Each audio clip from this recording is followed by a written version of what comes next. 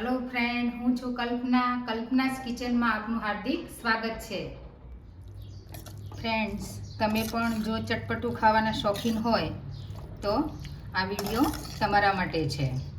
जो आ आचार एक वखत तमे टेस्ट करी गया तो आंगळा चाटता रही जशो। फ्रेंड्स, तो आज आपणे बनाववाना छे मैंगो चीली आचार। तो विडियो अंत सुधी जोवानुं चूकता नहीं फ्रेंड्स। तो चालो रेसिपी शरू करिए। फ्रेंड्स, मैंगो चीली आचार बनाववा माटे एटले के केरी अने मरचाનું અથાણું બનાવવા માટે મેં અહીંયા 250 ગ્રામ કેરી લીધી છે અને એની સામે મેં 100 ગ્રામ છે મરચાં લીધેલા છે।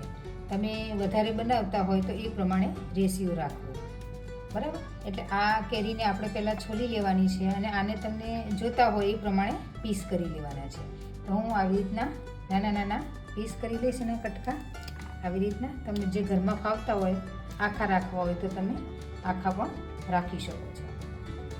નાના હોય એના 2 પીસ કરવા આવી રીતના બધા જ મરચાંના આપણે પીસ કરી લઈશું। કેરી પણ આપણે આવી રીતના બધી છોલી લેવાની છે અને પછી ખમણવાની છે। અને કેરીની પસંદગી છે આપણે એકદમ કાચી કેરી લેવાની છે અને એકદમ કડક કેરી લેવાની છે, એટલે જેથી કરીને એનો આચાર છે એકદમ સરસ અને ટેસ્ટી બને। અને ફ્રેન્ડ્સ, આનું આચાર એટલું બધું ટેસ્ટી બને છે કે તમને રોટલી પણ ઓછી પડશે અને જ્યાં સુધી કેરીની સિઝન ચાલશે ત્યાં સુધી તમે આનો આચાર ખાઈ શકો છો અને બનાવી પણ શકો છો અને એટલું બધું ઝડપથી આ બની જતું હોય છે અને કોઈ પણ વ્યક્તિ ઇઝીલી આ બનાવી શકે છે। અને જેને મરચાં ભાવતા હોય તો અને ચટપટું ખાવાનું મન થતું હોય એના માટે તો આ બેસ્ટ આચાર છે। કારણ કે ક્યારેક એવું થતું હોય કે ચલો આ સબ્જી નથી બનાવવું અને ઉતાવળ છે તો આ આચાર એટલું બધું સરસ લાગે છે કે તમે થેપલા સાથે, પરોઠા સાથે કે કોઈ બી વસ્તુ સાથે એને ખાઈ શકો છો। કેરી છે એ મેં છોલી નાખી છે, હવે એને આપણે ખમણી લેવાની છે આવી રીતના।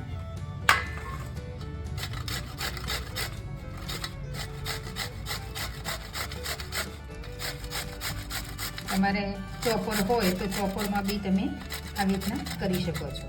ફ્રેન્ડ્સ, મેં ગેસ ઉપર એક કઢાઈ ચડાવી છે। હવે એની અંદર આપણે આ મેં 1/4 કપ તેલ લીધું છે અને વજનની અંદર જોઈએ તો 100 ગ્રામ છે।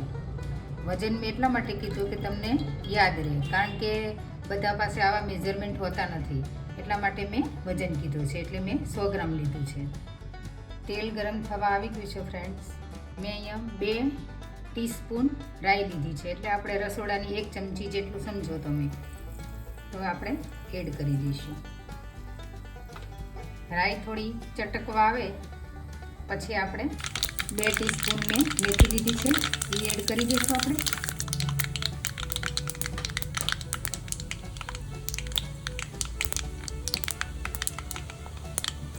બે પિંચ હિંગ લીધી છે એ આપણે એડ કરી દઈશું।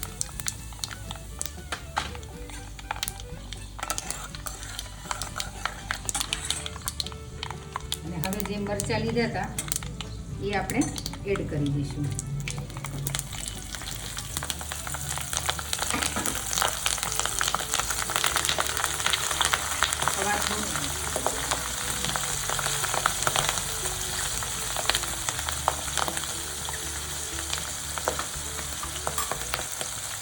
ત્યાર પછી જે કેરીનું ખમણ છે એ પણ આપણે એડ કરી દઈશું।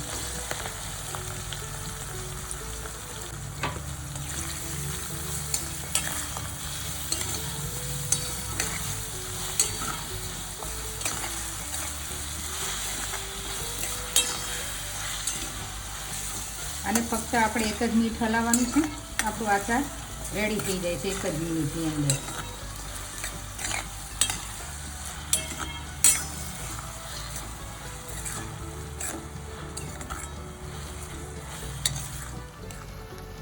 આપણા ટેસ્ટને એકોર્ડિંગ આપણે મીઠું એડ કરી દઈશું।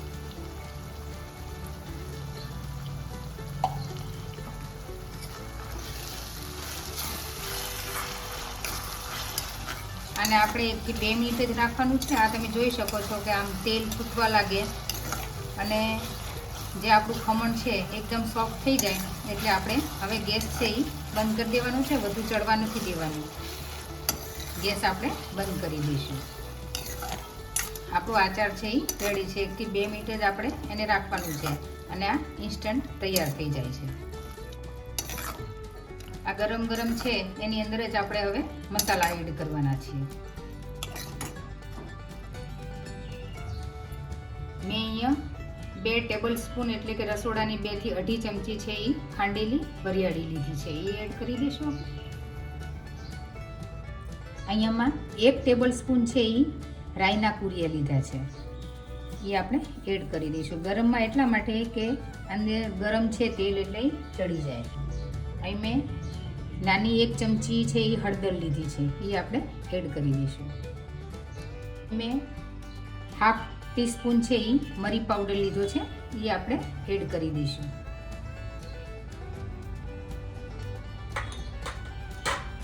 અને બધો જ મસાલો છે એ હલાવી લઈશું.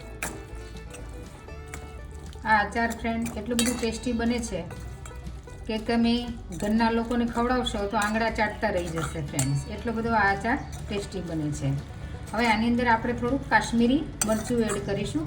મરચું નાખવું બિલકુલ ઓપ્શનલ છે, પણ આપણે થોડુંક ઠરવા દઈશું. કારણ કે મરચાં તો આપણે એડ કરેલા જ છે, પણ કલર માટે આપણે થોડુંક એડ કરીશું. કારણ કે કાશ્મીરી મરચું હોય છે એ મોડું હોય છે, એટલે કલર માટે આપણે થોડુંક એડ કરીશું. એટલે થોડુંક હવે એને ઠરવા દઈએ, પછી આપણે એડ કરીશું. અને તેલ છે તમને એવું લાગે કે ઓછું છે તો થોડું ગરમ કરી અને ઠંડુ કરીને પછી તમે એડ કરી શકો છો. હવે થોડુંક એને ઠરવા દઈએ. હવે આની અંદર હું થોડુંક કાશ્મીરી મરચું એડ કરું છું.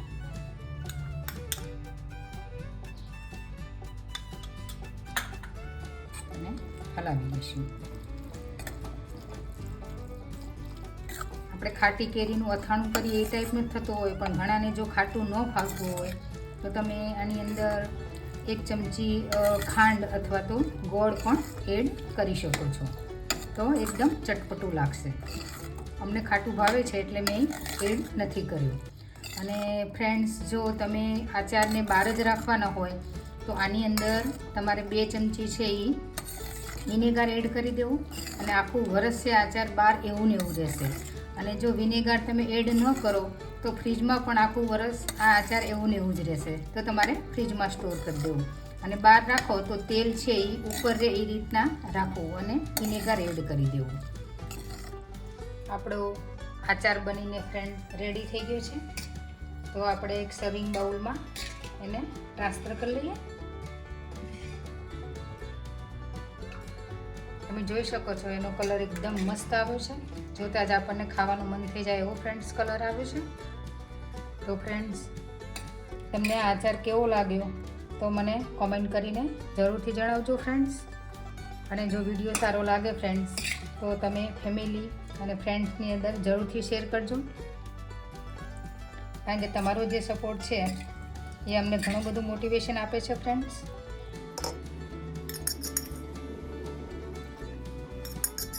અને આ ટેસ્ટી આચાર બધાને ખૂબ જ ભાવશે ફ્રેન્ડ્સ. એટલું બધું ટેસ્ટી બને છે.